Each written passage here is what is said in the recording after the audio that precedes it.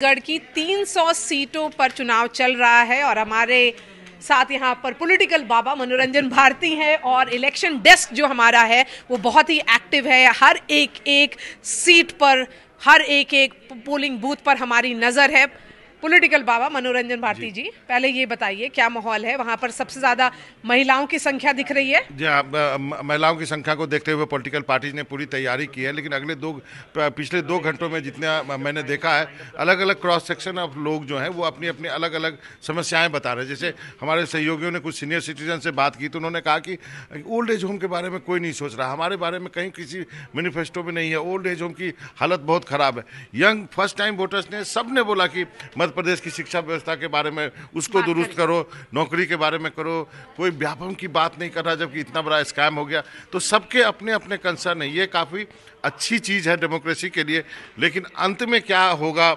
आप घूम के आई हैं, आप मुझे बताइए। चलिए मैं बताऊंगी बाबा के माहौल शहर और गांव में अलग अलग है और एकदम साफ तौर पर ये जो माहौल है वो दिखता है। जो गांव है वो, क्योंकि अभी मतदान चल रहा है तो कोई पार्टी के बारे में तो हम नहीं बोलेंगे, लेकिन ये साफ तौर पे दिखता है कि इश्यूज का अवेयरनेस बहुत है। और ट्राइबल बेल्ट में भी हम गए थे, रतलाम तक गए, वहां पर भी इश्यूज का अवेयरनेस बहुत है और ये हमको, मेरे लिए बहुत पॉजिटिव न्यूज है बाबा। और यहाँ पर चलिए अब हम ये समझने की कोशिश करते हैं यहाँ पर क्या एक्शन हो रहा है और किसकी क्या रिस्पॉन्सिबिलिटी है। ये उधर से आसिफ बताता हूँ आपको, आपकी क्या एक्चुअली अभी हम फिलहाल 9 बजे तक का जो मतदान है उस हिसाब से देख रहे हैं कि कहाँ कितनी वोटिंग हो रही है। अभी जो इलेक्शन ने जो डेटा अभी दिया है उसमें हमारे पास अभी फिलहाल मध्य प्रदेश में 11.83% वोट अभी सुबह 9 बजे तक हो चुका है। हाँ, और छत्तीसगढ़ में कैमरा पर्सन इसको जूम इन करके दिखा सके कि ये इलेक्शन कमीशन ECI का डेटा है जिसमें साफ तौर पे ये दिख रहा है कि इट्स 11.38% मध्य प्रदेश में और छत्तीसगढ़ में है 5.71%। और ये जो स्प्लिट है, अगर आसिफ इसको स्प्लिट करके दिखाइए डिस्ट्रिक्ट वाइज के क्या है। देखिए, इसमें सबसे पहले आगर मालवा शुरुआत करते हैं। आगर मालवा में सुबह से अच्छी वोटिंग हो रही है। आगर मालवा में 15.38% मतदान हुआ है और यहाँ से कांग्रेस के विपिन वानखेड़े वो प्रत्याशी हैं। बाकी कुछ जगहों पर कम वोटिंग है, जैसे अलीराजपुर, क्योंकि आप जानते हैं सर वो थोड़ा आदिवासी बहुल इलाका है। इसके अलावा भिंड, वहां पर अभी वोटिंग कम हुई है। और भोपाल राजधानी, बाबा हम जो कहते हैं कि हमने देखा कि छत्तीसगढ़ में जब फर्स्ट फेज में गया था तो वहां 10% वोटिंग उन इलाकों में 9 बजे तक हो चुकी थी फर्स्ट फेज में छत्तीसगढ़ में, जहां धुर नक्सल इलाके हैं। लेकिन अभी भी 9 बजे तक नहीं। तो ऐसा होता है ना कि आज छुट्टी का दिन है, शहरी लोग देर से वोट डालने नहीं जाएंगे, ये बाद में तय करेंगे। गांव वाले जो सुबह सारा काम करते हैं, तो यहाँ शहर वालों का दिन ही देर से शुरू होता है। और बुधनी का क्या है? मैं सीहोर जिले की बात करूंगा, जहाँ की ये बुधनी सीट आती है। अभी आपको दिखा देते हैं। सीहोर की जो अभी वोटिंग चल रही है वो है 12.11%। और ये जो 12.11% है, ये चीफ मिनिस्टर जो इनकम्बेंट चीफ मिनिस्टर हैं, 4 टर्म चीफ मिनिस्टर हैं शिवराज सिंह चौहान, उनकी कॉन्स्टिट्यूएंसी है ये। वहां का वोटिंग परसेंटेज 12.11% है। और बाबा उन्होंने मुख्यमंत्री ने दे दिया, मुख्यमंत्री ने वोट दे दिया। और अब आपको बताऊं कि सुबह से हम ये प्रोग्राम कर रहे हैं। हाँ। जितने भी नेता है ना वो पहले मंदिर में जाके दंडवत हो रहे हैं। हाँ। मतलब ऐसा लगता है जैसे हमारा आप एग्जाम देने जाते थे तो अपने अपने भगवान करते थे कि चलिए हमारा एग्जाम अच्छा हो जाए और दही चीनी खिलाया जाता था। वही हालत जो है आज नेताओं की है। हमने सीहोर की बात की है सर, तो छिंदवाड़ा की बात भी हमें करनी चाहिए। 12.49% मतदान अब तक छिंदवाड़ा में हुआ, करीब बराबर वोट हुए। तो यहाँ से ये भी एक आइडिया नहीं मिल रहा है कि किस इलाके में ज्यादा वोट हो रहे हैं। 12.49% छिंदवाड़ा में और 18 की स्थिति ये थी कि छिंदवाड़ा की 7 विधानसभा सीटें और 7 की 7 पर कांग्रेस ने क्लीन स्वीप किया था। 7 की 7 सीटें छिंदवाड़ा में कांग्रेस के पास थी। फर्क इतना है कि इस बार खुद कमलनाथ सीधा प्रत्याशी है छिंदवाड़ा में। हाँ। पिछली बार छिंदवाड़ा से दीपक सक्सेना चुनकर आए थे, बाद में उन्होंने कमलनाथ के लिए सीट छोड़ी थी। और दतिया का क्या माहौल है? वहां से नरोत्तम मिश्रा बिल्कुल, दतिया में बहुत कम वोटिंग है, 8.71% वोटिंग है। तो दतिया के लोगों को बाहर निकलने की अपील हम करते हैं कि अगर जलपान हो गया हो तो अब तो मतदान कर ही लीजिए। वैसे हम कह रहे थे कि पहले मतदान फिर जलपान, लेकिन अगर जलपान कर लिया तो मतदान कीजिए दतिया में फिलहाल। और पीताम्बरा माई के दर्शन जरूर कीजिएगा, लेकिन पहले मतदान जरूर कर दीजिए। 8.71% अभी तक वोटिंग बहुत कम है। और बाबा यहाँ पर जो इलेक्शन डेस्क के देखिए बहुत सारी एक्टिविटीज हैं, आप बताइए। वोटिंग से पहले जो लोग थे, जो दिग्गज हैं एमपी के, छत्तीसगढ़ के, उन्होंने जो है मतदान से पहले भगवान का आशीर्वाद लिया है, पूजा अर्चना की है। तो मैं वही तैयार कर रहा था कि 4 विंडो हम जो है अपनी टीवी स्क्रीन पे दिखा सकें। मैं अपनी स्क्रीन पे दिखाना चाहूंगा। सीएम शिवराज सिंह है और इंदौर क्रमांक 1 से जो है कैलाश विजयवर्गीय हैं, उन्होंने भी पहले कमलनाथ हैं जो उन्होंने छिंदवाड़ा में वोट डालने से पहले पूजा अर्चना की। जो सीएम कांग्रेस के दिग्गज हैं ये भी, जीतू पटवारी जी, वो उन्होंने भी अपने घर पर पहले मतदान से पहले जो है पूजा अर्चना की। और ये सब जो है अलग अलग तरह के रंग जो है मध्य प्रदेश के नजर आ रहे हैं। मतलब मारिया जो है ना, नर्वसनेस, आप कितने बड़े भी फन्ने का होंगे, अब होंगे, चाहे सीएम हो, चाहे डिप्टी सीएम हो, चाहे जीतू पटवारी हो, चाहे कमलनाथ हो, वो आपको वहां जाके मत्था टेकना ही पड़ता है। तो आप कुछ भी कहिए, कमलनाथ तो 9 बार के तो एमपी रह चुके हैं, आप सोचिए।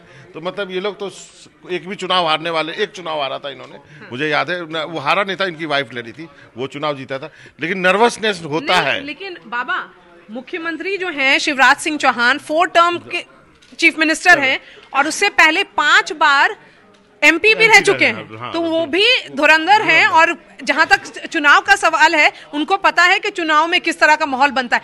हर एक पोलिंग बूथ पर इन लोगों की निगाह होगी, हर एक पोलिंग बूथ से इनको रिपोर्ट आ रही होगी, क्योंकि ये जानना चाहते हैं कि किस तरह से पुश किया जाए कि कैसे कैसे लोग बाहर निकलेंगे। और चलिए आइए बाबा, इन लोगों से पूछते हैं, आप क्या कर रहे हैं यहाँ पर इलेक्शन डेस्क में?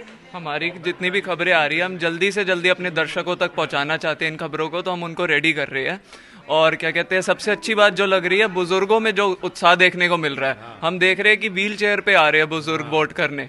तो हम एनडीटीवी की पूरी टीम अपील करती है युवाओं से भी कि ज़्यादा से ज़्यादा वोट करें, क्योंकि अभी तक हमारे पास 9 बजे तक कई आंकड़े आए हैं, तो कई जगह पे बहुत कम मतदान हुआ है। तो हम चाहते हैं कि ज़्यादा से ज़्यादा वोट। चलिए, बुजुर्ग सब निकलिए, सब लोग निकलिए। और यहाँ पर हमारे यहाँ फर्स्ट टाइम वोटर भी होंगी आप? जी बिल्कुल, मेरी तरह इतने सारे फर्स्ट टाइम वोटर्स हैं जो घरों से निकल कर आ रहे हैं, बुजुर्ग हो, मतलब हर एक वर्ग के लोग आ रहे हैं। सुबह से जैसे हम देख रहे हैं, कई ऐसे बूथ्स थे जहाँ पे मैंने देखा कि फर्स्ट टाइम वोटर्स की संख्या बहुत ज्यादा थी। फर्स्ट टाइम वोटर्स की संख्या ज्यादा है। और आसिफ, मारिया जी, जो हम बात कर रहे थे, दुर्ग जिले की पाटन विधानसभा सीट है, वहां से हमारे सहयोगी नीलेश इस वक्त जुड़े हुए हैं, आप उनसे बात कर सकते हैं। नीलेश, वहां पर क्या माहौल है, किस तरह की क्यों दिख रहा है आपको? बाबा और हम साथ में हैं, बाबा कुछ बुजुर्गों से बात भी करना चाहेंगे। बाबा सिर्फ बुजुर्गों नहीं, बाबा के मैं युवाओं से भी बात कराऊंगा और फर्स्ट टाइम वोटर से भी बात कराऊंगा। लेकिन मरिया, जो एक अच्छी तस्वीर और खूबसूरत तस्वीर के साथ मैं आया हूं, ये 5 दिन के अपने बच्चे को लेकर वोट करने पहुंची हैं। क्या नाम है आपका? विद्या पटोटी।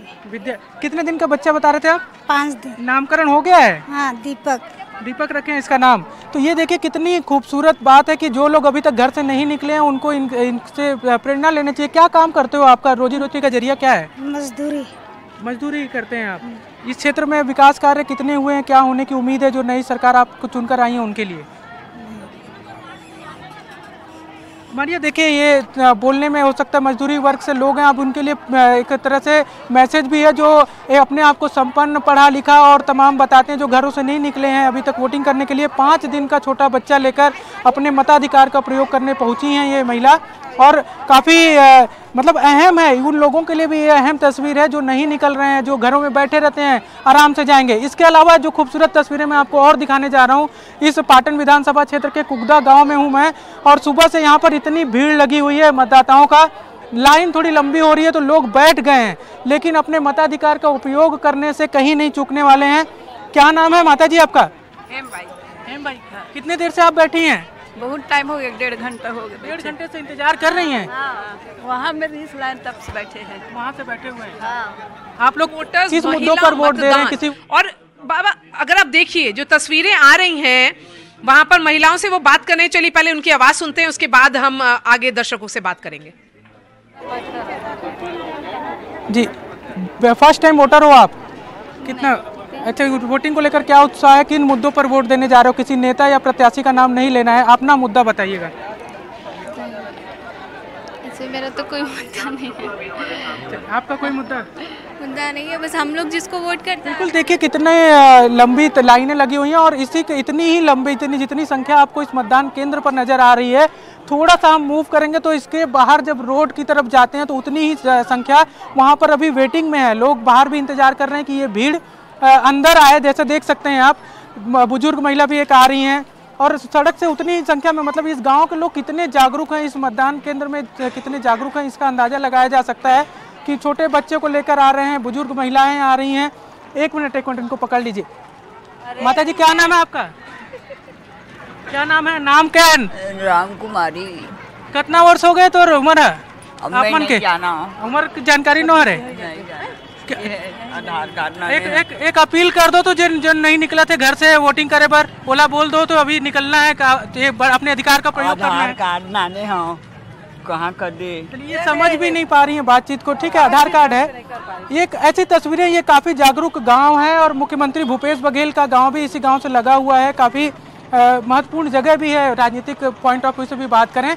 और मैं जो बाहर की तस्वीरें दिखाना चाह रहा था कि जितने लोग अंदर हैं उतने ही लोग लगभग बाहर भी हैं। मारिया जी,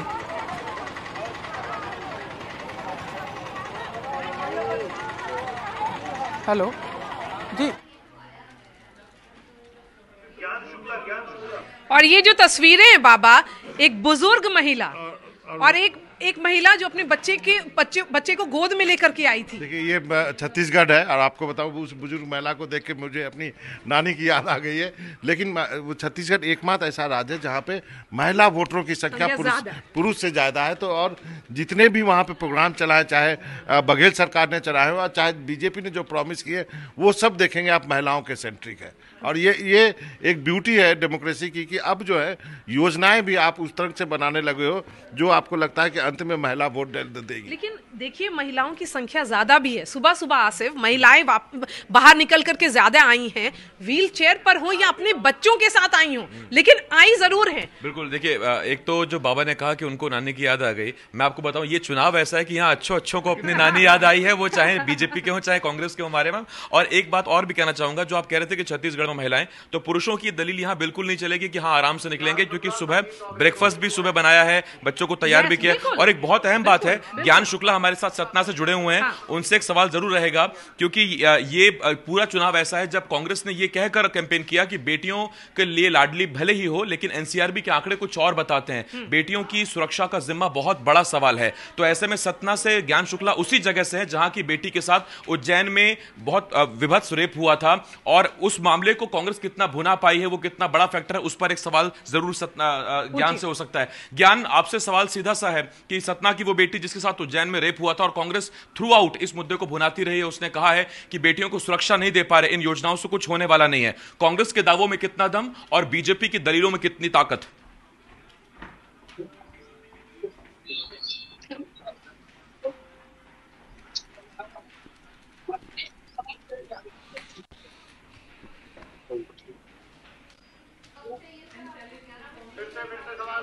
ज्ञान शुक्ला जी, आपको आवाज आ रही है?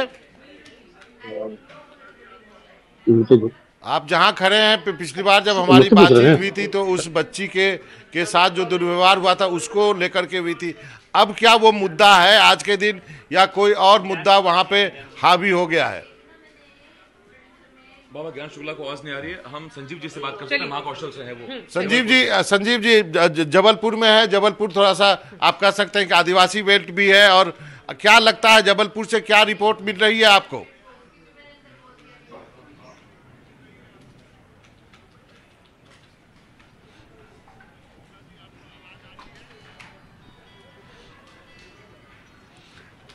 सवाल ये है कि वहां कहां पर किस तरह की वोटिंग हो रही है, और voting percentage election commission of India directly update कर रहा है, आवरली बेसिस पे अपडेट हो रहा है।